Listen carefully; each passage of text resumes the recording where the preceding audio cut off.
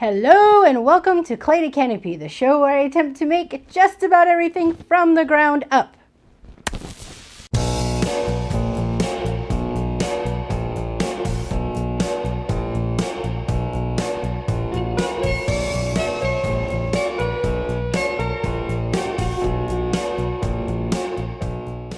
In today's video, I'm going to be showing you how to make Nightmare Before Christmas Jack and Sally inspired garland.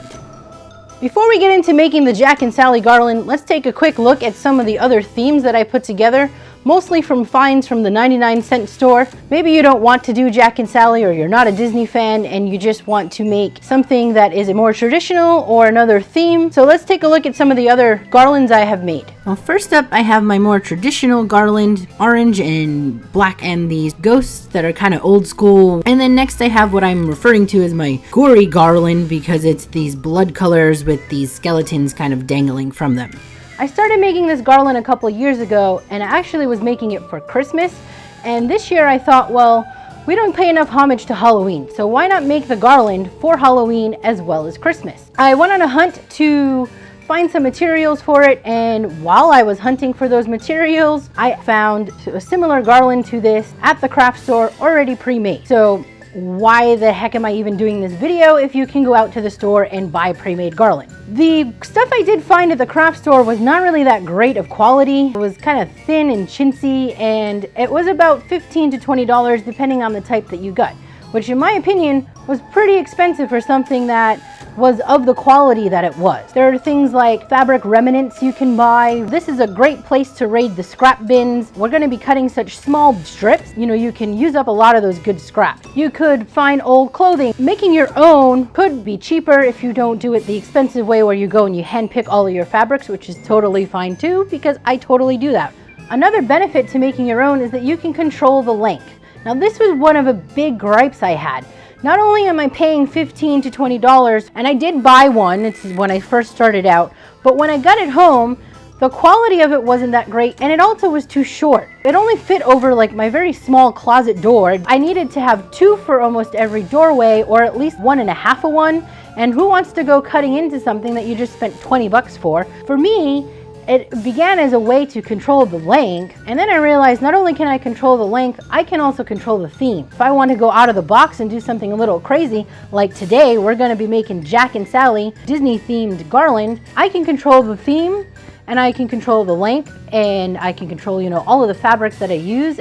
And lastly, it gives you a craft project. Who doesn't love a craft project? That's why we're all here, right? It's a very easy craft and easy process to do. It's great to do with kids, as long as you are the one doing the pre-cutting for them. But once you cut all the strips, it's just a matter of tying knots. So this is a really great family project. Before you can get cutting all of your fabric, you need to figure out what you're going to be tying your fabric to. And I have a couple different things here. This one, thistle rope, and then this is your jute rope. They're just two different colors. They're both around the exact same price. I want to say they're around $3 for a 50-foot roll of this stuff. I like the quality of this better. It feels stronger, especially if this is something that my cats might end up inevitably getting to and playing with. I wanted to make sure that it was going to be sturdy enough. You could also use just some typical garden twine.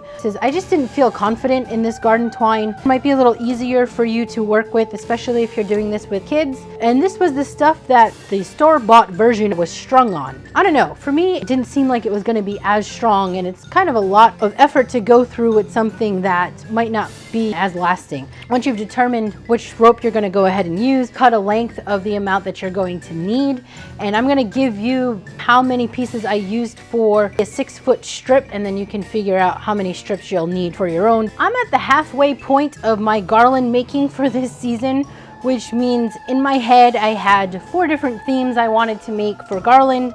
And I had my traditional themed one, which was the one I was wearing earlier, my gory looking one that I hung some skeletons on, Jack and Sally, which is going to be the star of my holiday decor this year. And then I have this a little bit more of my whimsical, this is what Disney had decorated their last holiday with, these purples and these greens. As far as the fabric themselves, there are no rules here. When you buy the quilted fabric, for example, if you're looking at this polka dotted one here, the underside is unfinished but I'm going to show you a way to tie it so that that stays tucked on the inside. I really like using fleece and felt because fleece and felt, they kind of stretchy. I also have some tulle. Tulle works really great because you can buy tulle really cheaply. I'm really big on texture. Since my garland is very cat friendly, I do dangle some extra down the doorway so that the cats can play with it, because my cats are my babies and I'm decorating not only for myself but for them to enjoy it. Having different materials, they're really attracted to that. I have my cotton fabric, quilter's fabric, which has a lot of my patterning. Flannel will work great for this. Then I have this shimmery costuming stuff. And lastly, my favorite thing to add is some burlap. I had a hard time finding colored burlaps beyond the neutrals. So what I ended up doing is purchased some of this burlap ribbon. Again, going back to that textural thing. You do want to be careful if you are going to allow your pets to play with them.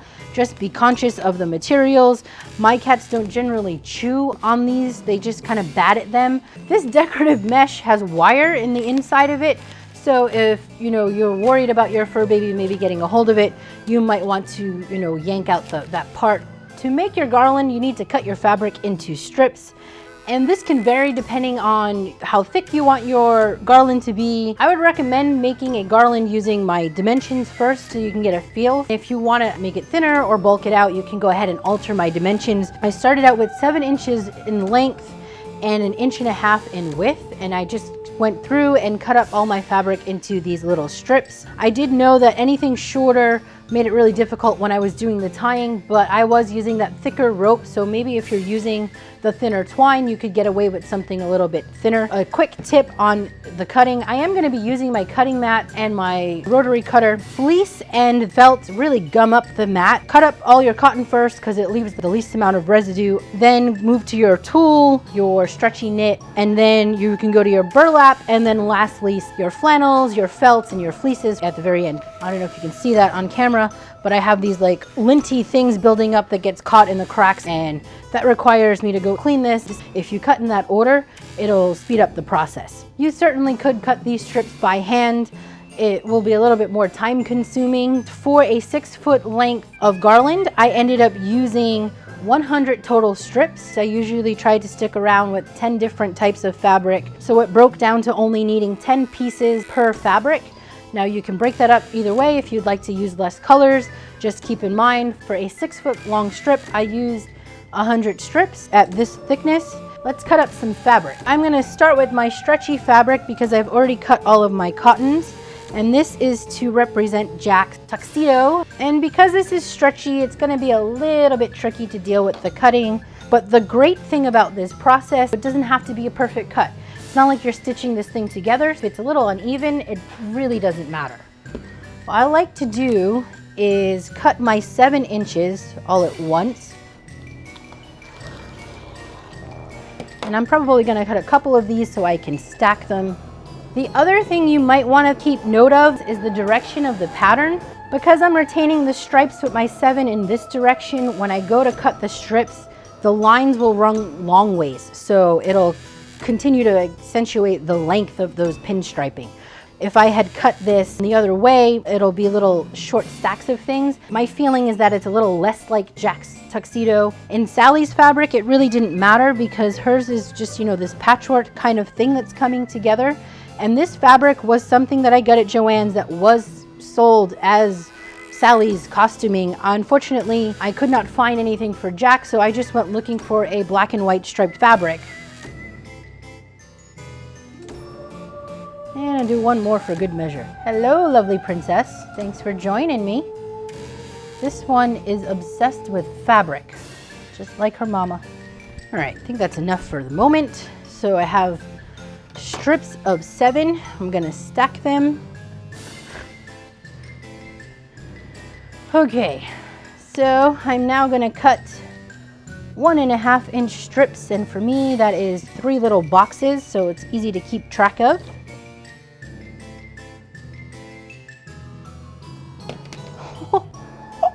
What you doing in there? Huh? You got a big pile of your own garland? Working with cats. I've cut up all of my fabric. This is a pretty easy process. One of the things that I like to do is I arrange my strips in the order that I want them to be. This is going to be one of my larger archways. I decided that I wanted to have half of it be Jack and the other half be Sally. They can merge together and become one. In order to do that, I want to put a marker in. So I'm going to just grab my two ends here and then pull so that I can get this folded in half. And here's my halfway point. Just going to put a little piece of tape here so that I know when I get to this point, I know where to stop. I'm going to work with the black and white ones here for a second. I'm just going to set these aside. First off, what I'm going to do though is I'm going to tie a knot on this end. Tying this knot will give me somewhere to hang the garland. In my case, I am going to end up letting this end dangle, but in case you want to have the knot there so that you can, put this on a hook somewhere, on a nail, I just do it even though I know it's going to dangle, just because I'm worried that the pieces will fall off and it's completely illogical. I want to make sure I have quite a bit of extra and just tie a very basic knot. And I just want to make sure that I pull it good and strong. You don't need much, just enough to secure where the nail or the hook or whatever you're hanging this on will be. So now I'm going to take my first one, my burlap. I'm just going to take my strip here and I'm going to fold it in half. So I'm going to start off covering up this point where tail end stuck out. And then I'm just going to tie a basic knot. Loop over, one little loop over, shimmy that back up there so I can cover that, and pull.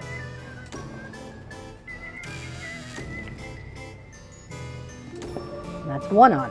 Now I'm going to go ahead and continue that, and I like to try and move the direction of my knot each time in all different directions, and it makes it more interesting, kind of has it more of a three-dimensional feel. Okay, I'm going to pull that in and just shimmy that up.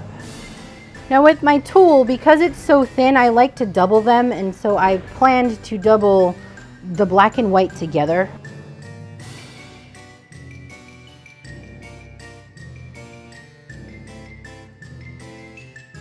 The only striped fabric I could find has these polka dots on the inside, and that's not very Jack skeleton, so as I'm doing this, I want to make sure that I fold on the inside. So when it comes to doing like this Sally fabric, the wrong side is the side that doesn't have the pattern. You want to fold that in as well when you do the tying. And what this is going to do is it's going to allow the main pattern to stay on the surface. You will still see some of the wrong side, but not nearly as much, as long as you're, creating that little bit of a fold over. And then I'm going to add one of my felt pieces. And each time I create these knots, I am folding that in half. Oop. See, these felt has a really nice stretch to it. Okay, so now I've done one of each of mine, and I'm going to just repeat back to the beginning.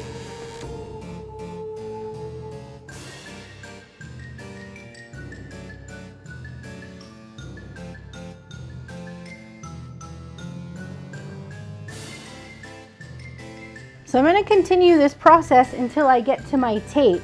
And when I get to my tape, I'm going to switch to using the Sally fabrics. All right, everyone. I've got pretty much most of my garland taken care of. All of Jack's side is done, and I'm almost done with Sally. And I just wanted to show you how I'm going to go about finishing off this end. So I basically do the same thing as I did with the other end, but I'm kind of going to work a little bit backwards. So I'm going to tie my knot here. Ooh. Make sure it's good and tight. And now going by whatever my last color in the sequence is going to be, which in my case is this one. So I start with this shimmery purple thing and I go through the line, and this one ends up being my last one. I'm going to use that as the one that starts at the end. So like as I said, I'm working a little bit backwards. I'm going to fold that in half, get that looped over.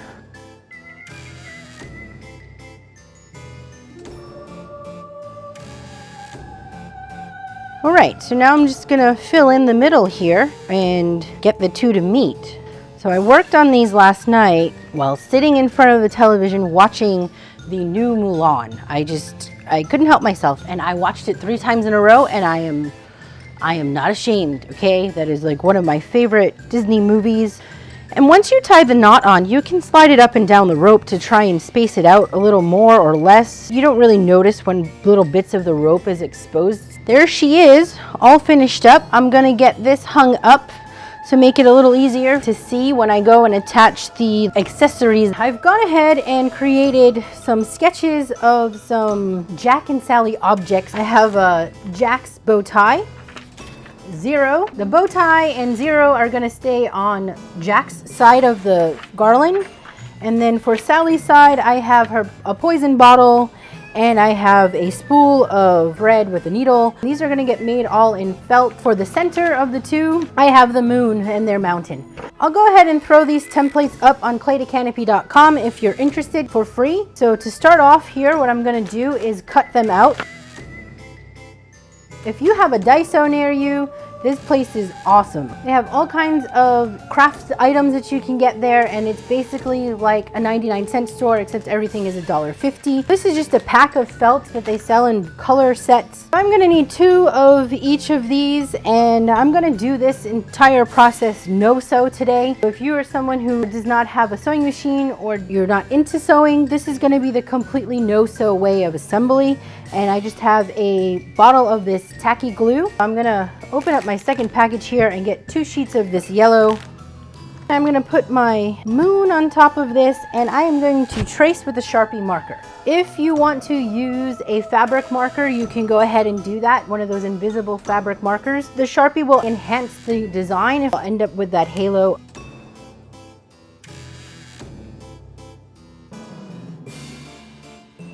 That's 1.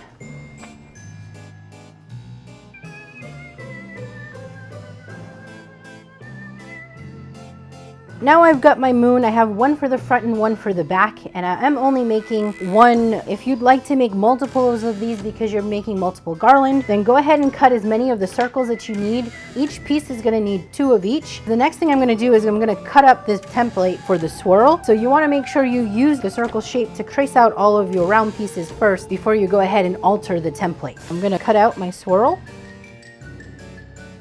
I'm gonna go ahead and cut out my mountain. This is gonna be a double-sided deal. So I'm gonna cut 1 with this pattern facing up and 1 with it facing down. My Sharpie marker isn't going to work, so I do also have a chalk pen. I've found like the regular chalk pens from the 99-cent store that have the big fat chalk, and you could stick those through a regular pencil sharpener and get yourself a point.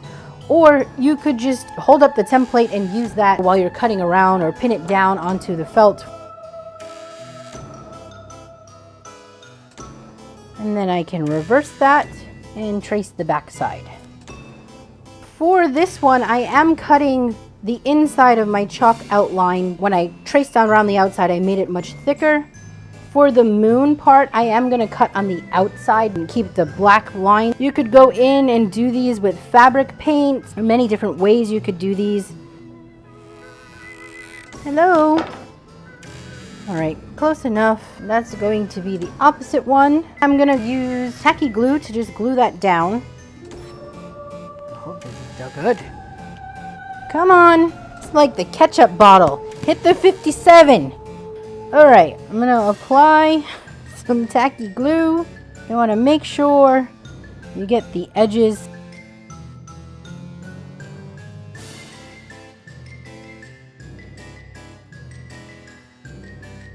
I'm gonna set this aside and let this dry a bit. Okay, let's take on Zero next.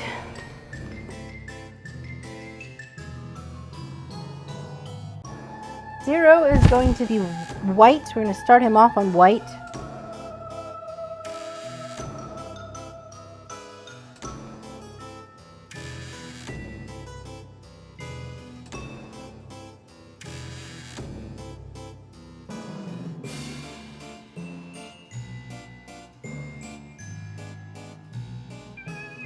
Now the color can just be a little strip, so I'm just gonna cut a strip.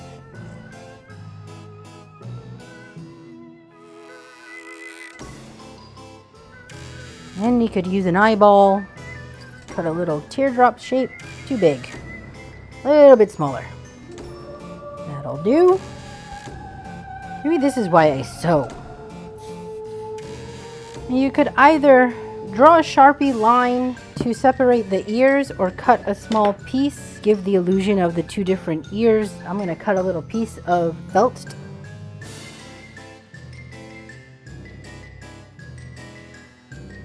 Now that's going to get set aside, and I'm going to move on to another one. I traced the first part of the pattern for sewing spool, the poison, and the bat. Now with the bat, it's very difficult because Jack's bat is actually all black. I found a piece of corduroy, and I'm going to use this corduroy for the bat head just to give a little bit more texture. For Sally's spool, I'm going to be cutting the inside part of the spool with this purple corduroy because the lines of the corduroy will mimic thread lines. The top line and the bottom line just defining the spool. I'll go ahead and cut those out of black. Poisons, I have this lighter greenish felt that I will do the detail of the middle point and the little topper. It's also what I traced Sally's needle out of. I'm just gonna go ahead and go to town assembling these.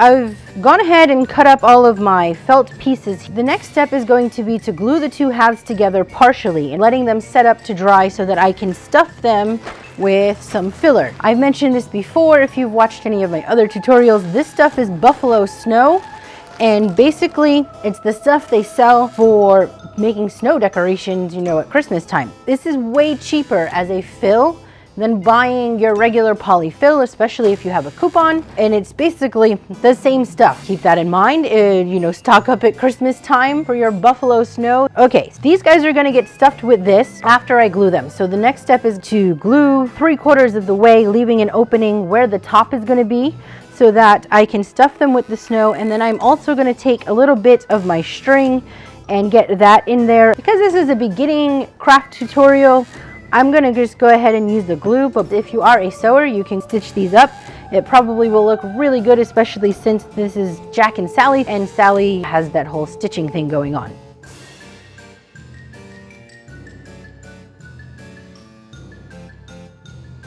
Set this aside to dry, and then I can stuff it.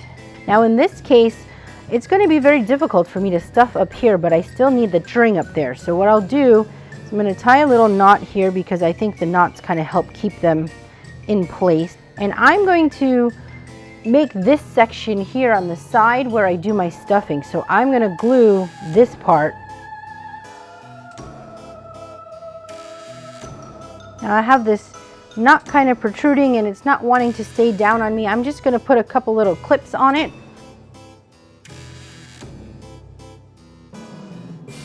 I decided to give these a little bit more enhancement, and I took some acrylic paint and I went and painted in over my Sharpie lines with black acrylic paint. Now I'm going to just take some of that white acrylic paint and go over any of the areas on the black. This is something I definitely should have done when the felt was just laying in a flat sheet.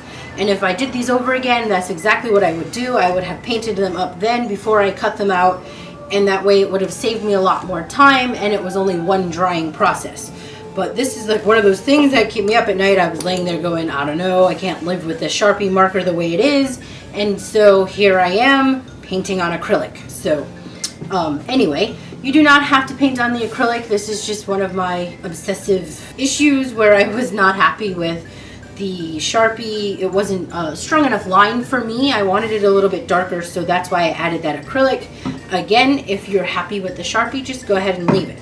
I'm just going to go in and paint up my lines around the border.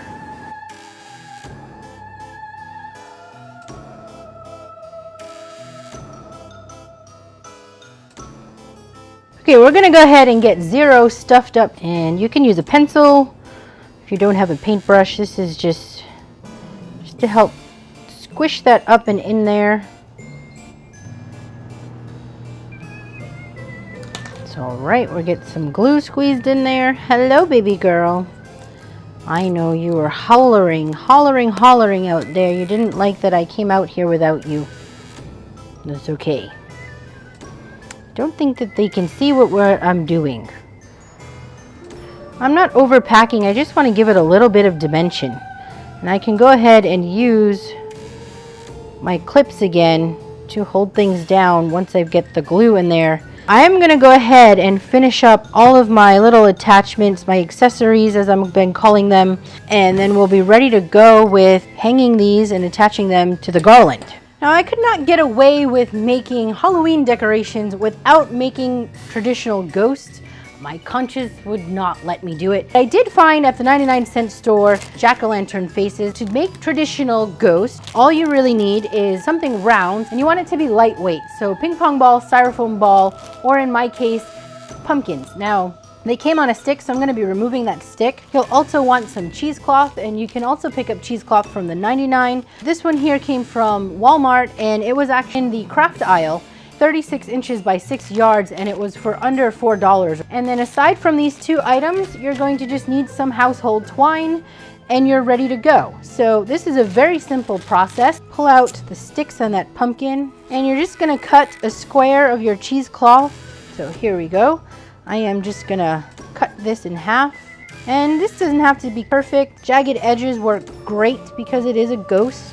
I was even more attracted to these little pumpkins because they have faces on them and they're glow in the dark. When the lights go off, hopefully we should be seeing a glow in the dark face. We're gonna fold it on a triangle, then put the head through. So now I have it wadded up. I'm gonna take a small amount of my string, tying that around in a knot. Now, if you're gonna just hang this ghost as is, you can go ahead and tie a loop around the top. I'm actually not gonna tie this loop. I'm going to use it to tie onto the garland. Glowing heads. I hope you can see that. Glowing ghost pumpkins.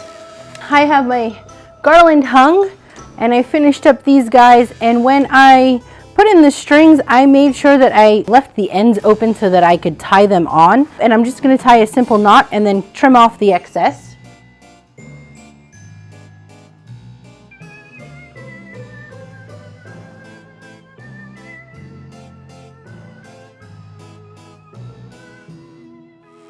There it is. In my mind, when I was creating this garland, I wanted to create a garland that's something that maybe Jack and Sally might have made together. And I don't think that they would have put little miniature versions of their heads on their own garland, but you can find a pattern that you can download. They're all over the internet of both Jack and Sally. I would do a search for felt versions. So here we go. All right, you guys, that is all I have for you today. I hope you enjoyed this tutorial. Please like, share, and subscribe if you have not done so already, and I hope to see you soon. Oh, I'm losing my hat. Remnants, remnants, remnants. Right?